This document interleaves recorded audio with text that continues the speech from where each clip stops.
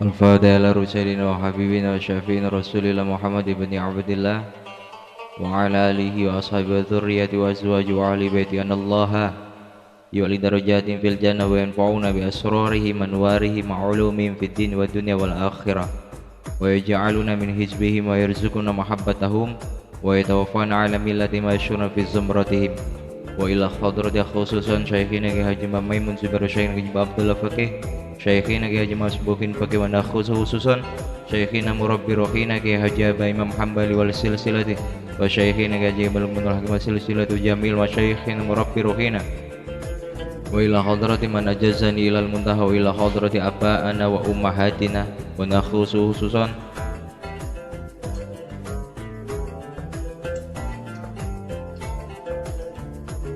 barakatin Nabi Muhammad sallallahu alaihi wasallam bisiril Fatihah. A'udzu billahi minasyaitonir rajim. Bismillahirrahmanirrahim. Alhamdulillahi rabbil alamin. Arrahmanir rahim. Maliki yaumiddin. Iyyaka na'budu wa iyyaka nasta'in. Ihdinas siratal mustaqim. Siratal ladzina an'amta 'alaihim ghairil maghdubi 'alaihim waladdallin. Amin. Assalamualaikum warahmatullahi wabarakatuh.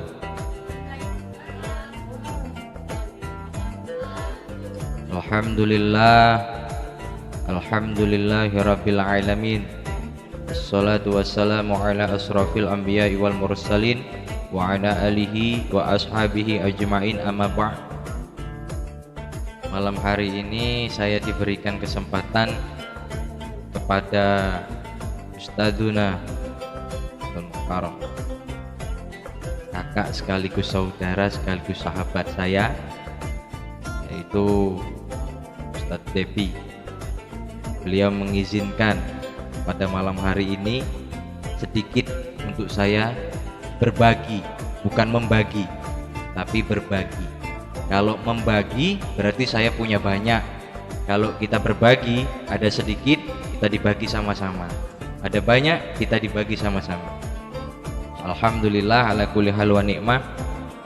Sedikit yang ingin saya sampaikan kepada kita semua, khususnya terhadap saya pribadi. Pada dasarnya, kenapa sebelum saya memulai daripada tholabul ilmi pada malam hari ini harus diawali dengan tawasul.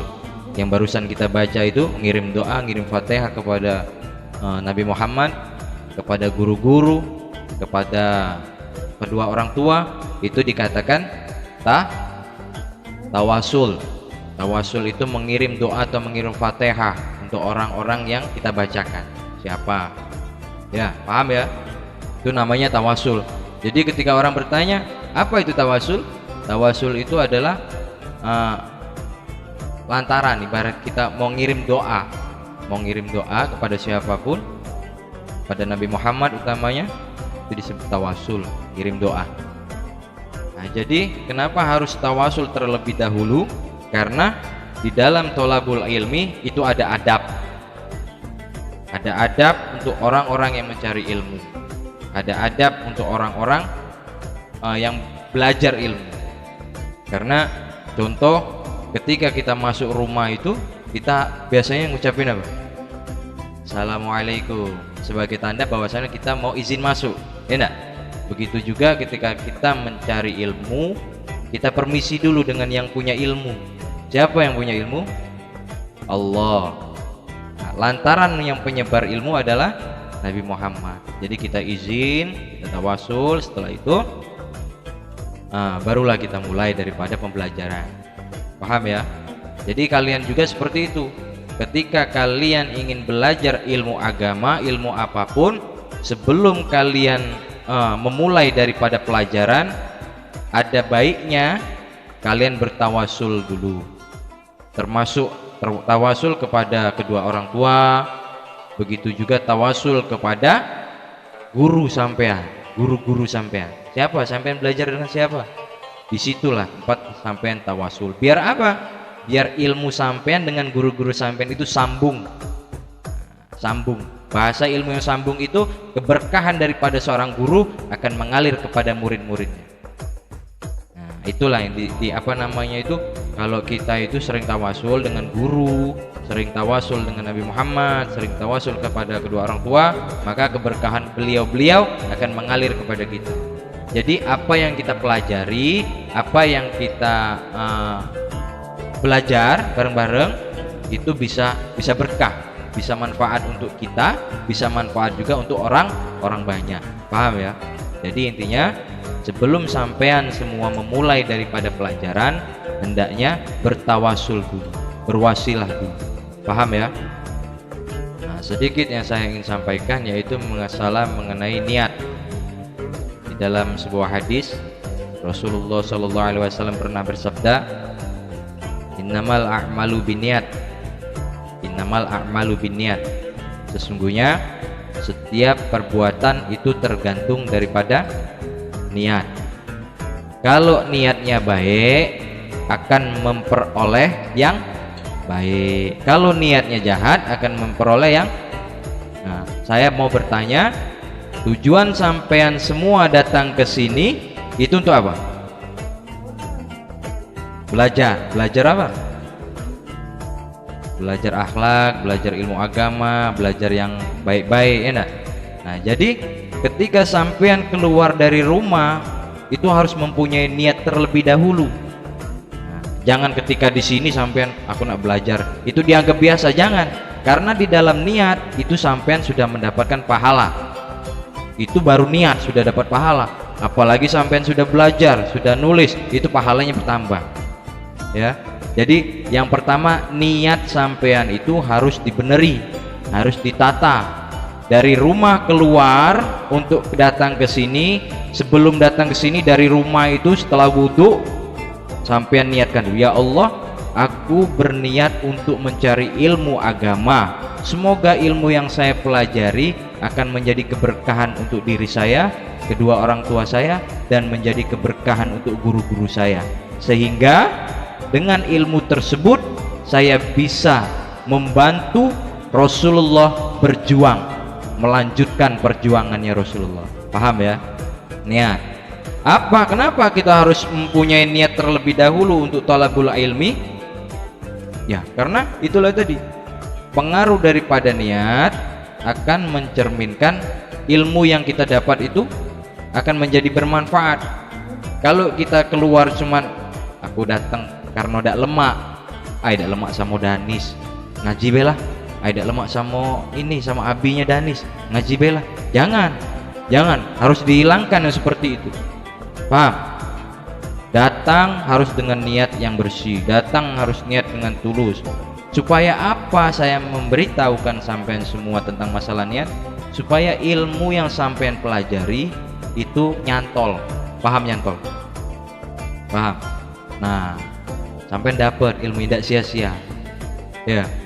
Dan yang kedua, orang yang belajar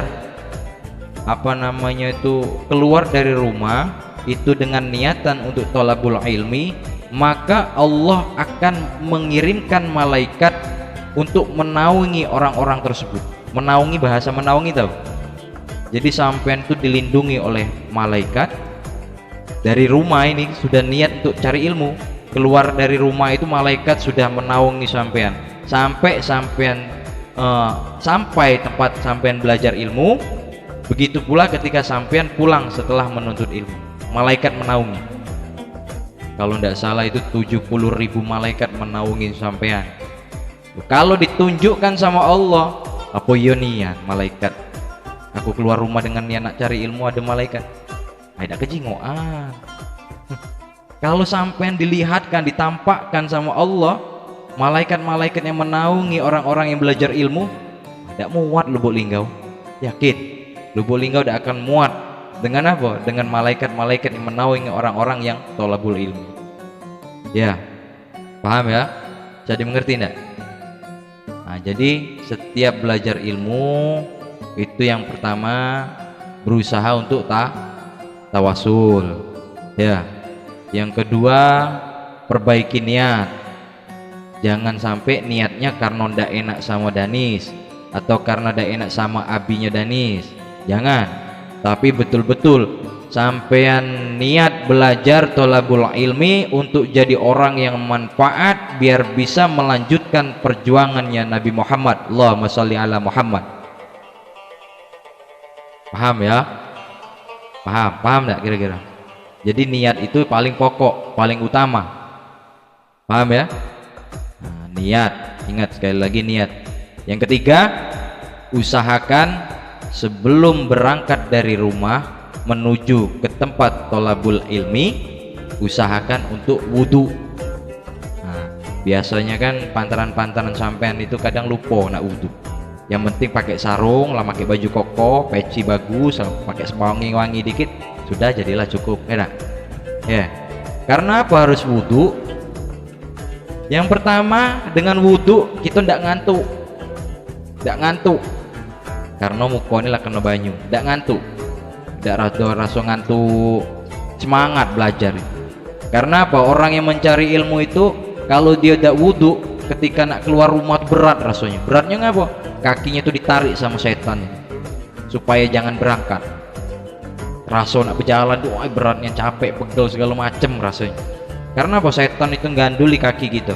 Biar apa? Biar kita tidak belajar ilmu, biar kita jadi orang bodoh. Nah, itu ditarik sama setan kaki. Makanya dengan wudhu, mudah-mudahan Allah lindungi kita daripada setan-setan yang untuk mencegah kita daripada thalabul ilmi. Paham ya? Nah, wudhu. Jangan, kayaknya mau mas tadi jengok yang sebelah kanan itu janganlah ngomong ngantuk-ngantuk, ngecek-ngecek mata. Nah, itu dikarenakan kurangnya wudhu. Paham? Nah, sekarang mau mas tanya, ada wudhu tidak sampean? Wudhu lah batal belum? Belum nih. Tadi caknya geser dikit, agak-agak tidak ya. Jadi itu ya, yang ketiga wudhu. Yang keempat, thalabul ilmi. Orang yang mencari ilmu itu harus mempunyai adab atau etika. Bahasa gitu itu sopan santun harus ada. Yang terutama sopan santunnya sama siapa? Sama guru. Bukan cuman sama guru, bahkan dzurriatnya guru kita harus takdim. Tahu takdim? Harus hormat, harus patuh. Bahasa. Jadi yang bahasa takdim akhlak ini tadi, untuk orang yang mencari ilmu bukan cuma sama gurunya, tapi sama keluarga daripada guru, anak-anak guru-gurunya itu harus dihormatin semua. Supaya apa? Bukan berarti kita jadi bawahan, bukan. Demi apa? Demi memuliakan ilmu yang sampai dengan kita, biar bisa berkah. Kalau kita sudah suul adab dengan guru, maka ilmu tidak akan sampai, dan keberkahan pun tidak bakal kita dapat. Adab. Ini cerita, saya pernah mondok dulu di Nurul Jadid Singkut. 3 kali dalam 1 minggu itu saya tidak pernah bisa untuk ngaji. Dikarenakan apa? Dikarenakan adab saya yang kurang baik. Nah, bawa kitab cek ini ya, cara kita anak linggau kan, bawa kitab tuh petentang-petenteng berjalan itu. Nah, assalamualaikum Ustaz, aku nak ngaji. Sambil tegak gitu, bawa petentang-petenteng cek ini. Nah, tegak kita itu. Assalamualaikum Ustaz. Kita orang ling udah tahu pertama-tama itu kan. Waalaikumsalam Ustaz. Jadi dijengok sama Ustaz. Ada apa dan? Nak ngaji Ustaz. Kitab dibawa cek ini. Nak ngaji Ustaz. Oh ya sudah, balik. Lah, bingung. Aku disuruh balik. Besok cek itu lagi, datang lagi, mantang menyerah wong linggau itu. Nah, kalau belum bisa, datang lagi. Agak bener dikit kok kitab. Cuman gayanya itu agak petenteng. Assalamualaikum Ustaz. Buka pintu lagi. Ngapa dan? Tak ngaji Ustaz. Oh iyalah, balik lagi. Lah, pakam nih. Tak boleh kita ngaji, disuruh balik. Berapa kali kita datang, berapa kali kita disuruh balik. Ujung-ujung kita bertanya, Ustaz, aku nih datang sini nak ngaji Ustaz, bukannya nak kena marah terus, nak disuruh balik baik. Kira-kira apa salah aku nih Ustaz? Nah, terus dikasih tahu sama Ustaz itu, sini nak, orang itu kalau mau ngaji harus punya adab. Ketika dia bawa kitab itu jangan petentang-petenteng. Karena kitab mulio, kitab ini mulio. Kejiwaannya baik sekedar buku cuma tulisan, tapi mulio. Cak mana cara bawa? Jangan kau selip di kelek, lemak man kelek kau wangi. Nah, kelek kau bawa masam. salah, tidak boleh kata dia. Dari cawan Ustaz, bawa kitab itu mulia, dibawa dipeluk. Walaupun sekedar catatan tangan kalian itu, kalau di sana ada tulisan Arab mulia, ada apalagi ada tulisan selawat mulia. Jadi kamu pegang, kamu peluk kayak ini ya, kamu peluk kita. Dan juga kalau kami di pondok itu, kalau nak masuk ke rumah Ustadz itu tidak ada cak kita ngetok pintu assalamualaikum petentang tidak ada. Jadi sebelum daripada kita masuk ke tempat pintu seorang Ustadz lah duduk. Karena apa? Kita hambanya apa? Hamba menuntut ilmu. Tidak apa-apa nginakan diri untuk apa? Untuk kemuliaan ilmu. Duduk aku lu diajari cak ini, nah pegang kitab berjalan. Nah lah dapet lah depan pintu beliau baru ngetok pintu, ketok assalamualaikum sekali, assalamualaikum 2 kali, assalamualaikum 3 kali. Ketika sudah 3 kali berucap salam dengan ustadznya, itu belum dibuka, pintunya belum dibuka, tunggu. Kalau ustadznya tidak buka, kalau 10 menit setengah jam, kalau kira-kira rasa capek balik. Tapi kalau kamu tahan 3 kali itu diketuk pintu ustadznya dia belum buka, tunggu sampai dibuka. Setelah itu alhamdulillah dibuka sama beliau, baru jingo adab kita cek ini, bawa kitab, kita duduk, baru ditanya apa kau nak belajar Ustaz? Oh iya masuk silakan, baru disuruh masuk. Kalau kamu udah cek itu mungkin tidak kan, cek itu dah kira-kira tidak ada. Dan nih assalamualaikum ngaji, cek itulah paling. Dan juga bukan cuma sama guru, sama wong tua kamu juga kalau pacak punya adab. Sama guru kamu hebatnya bersalam bersujud, sama wong tua kamu bentak-bentak, pak kita duit pak, pastilah kamu cek itu kan. Nah pak aku nak ngaji dulu, tak cek itu, ingat pak aku nak ngaji pak, balik agak malam dikit mungkin, habis balik ngaji nak nongkrong dulu. Nah jangan ya. Jadi sama guru punya adab, sama wong tua juga punya adab. Cak mana sama adab wong tua? Dia datang, pak aku nak ngaji, doa aku mudah-mudahan apa yang aku pelajari ini manfaat berkah untuk aku. Cium tangannya, cium. Paham ya? Cium tangan. Lebih mulia lagi cak mana cium tangan, bolak-balik. Nah. Barokahnya itu bolak-balik. Cium tangan, cium. Itu barokah, ya. Jadi sama wong tua sudah kamu keluar, sudah pasang niat, sudah wudhu, sudah rapi, cium tangan wong tua, permisi nak keluar tuntut ilmu. Begitu juga sampai depan rumah ustadz, begitu juga cek itu ya, peluk salam yang baik, duduknya yang sopan, itu dinilai semua itu sama Gusti Allah itu.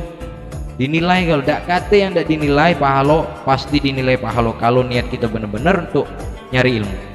Dari rumah kita keluar dapat berkahnya wong tua, di jalan kita dinaungi malaikat, sampai di depan rumah ustadz kita punya adab, masuknya juga kita assalamualaikum, duduk kita belajarnya khusyuk, balik bawa ilmu manfaat barokah insyaallah ya. Jadi ingat, hal sepele seolah-olah adab itu biasa baiklah, tetangga aku ustadz itu, jadi anggapan kita biasa. Jangan ya, beda. Guru di sekolah umum ini bukan apa namanya itu, ibaratnya itu mama itu bukan membeda-bedakan, bukan. Tapi guru di sekolah umum dengan guru ngaji itu beda. Bedanya di mana? Di mata Allah beda. Kalau guru umum dia hanya mengurusin urusan dunia sampean. Urusan dunia sampean itu diurusin dengan guru umum. Tapi kalau guru ngaji, dia mengurusin sampean itu dunia akhirat. Tanggung jawab seorang guru ngaji itu besar. Nah, nakalnya sampean itu urusan guru ngaji sampean, baiknya sampean itu urusan guru ngaji sampean. Jadi kalau sampean nak buat bangga guru ngaji, nak buat bangga wong tua, bukan karena sampean soge, bukan karena sampean berpangkat ke depannya kayak gitu. Tapi apa? Ilmu yang sampean pelajari dengan guru ngaji ini bisa manfaat untuk masyarakat, untuk khususnya umat Nabi Muhammad. Ya, paham ya? Nah, jadi intinya niat dulu. Setelah niat, perbaiki terus niat. Ya Allah, aku nak jadi wong pinter, nak ngilangi kebodohan aku ya Allah. Ya, berdoa terus dalam hati sebelum keluar rumah, cari ilmu itu berdoa, pasang niat baik-baik. Ya. Yang kedua, punyalah akhlak sebagai seorang santri. Tidak, meskipun kamu belum duduk di pondok nian, ini sudah termasuk pondok. Tidak. Karena apa? Tempat orang yang mencari ilmu, tempat orang yang berbagi ilmu. Tidak. Nah, jadi adab. Tidak mungkin ada ilmu kalau orang itu tidak punya adab. Tapi kalau orang punya adab, pasti dia punya ilmu. Paham tidak maksudnya? Orang ilmunya tinggi, tapi kalau adabnya tidak kati, cuma. Tapi kalau orang adabnya tinggi, walaupun ilmunya sekedar ala kadar, insya Allah dia lebih mulia. Paham ya? Lebih mulia. Paham ya? Paham. Jadi intinya itulah dik, untuk semuanya, khusus saya pribadi, perbaiki niat dan tata adab sampean ketika mau ngaji.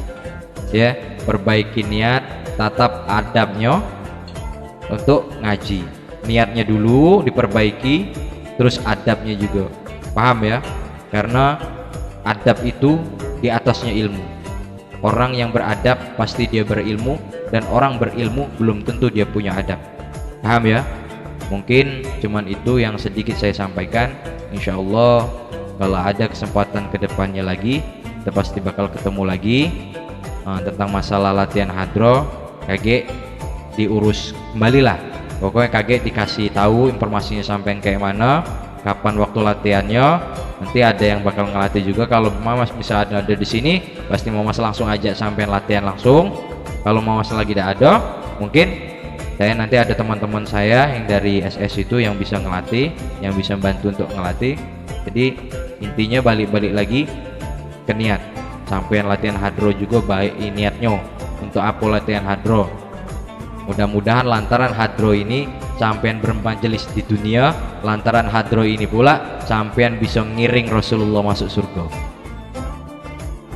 Paham ya? Paham ya? Ya, cuman itu yang saya sampaikan. Lebih kurangnya saya mohon maaf. Mudah-mudahan manfaat untuk kita sama-sama. Qabul hajatina wa hajatikum. Wassalamualaikum warahmatullahi wabarakatuh.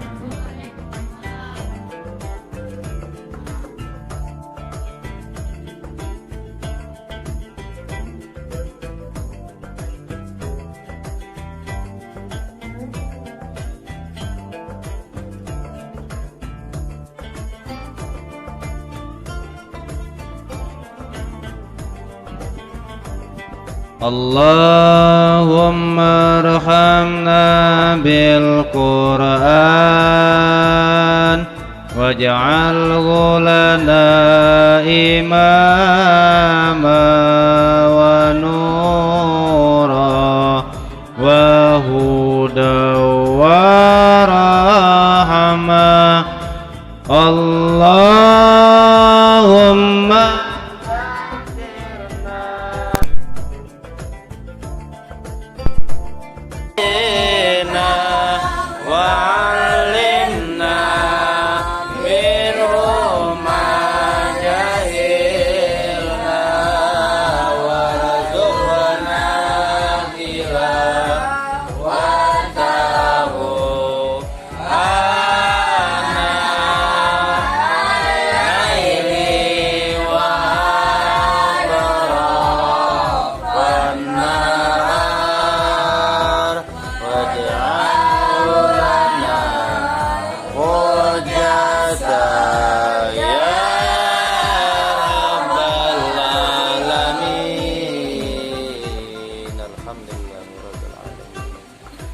Sallu ala Nabi Muhammad. Nah, salam. Salam. Usul lagi.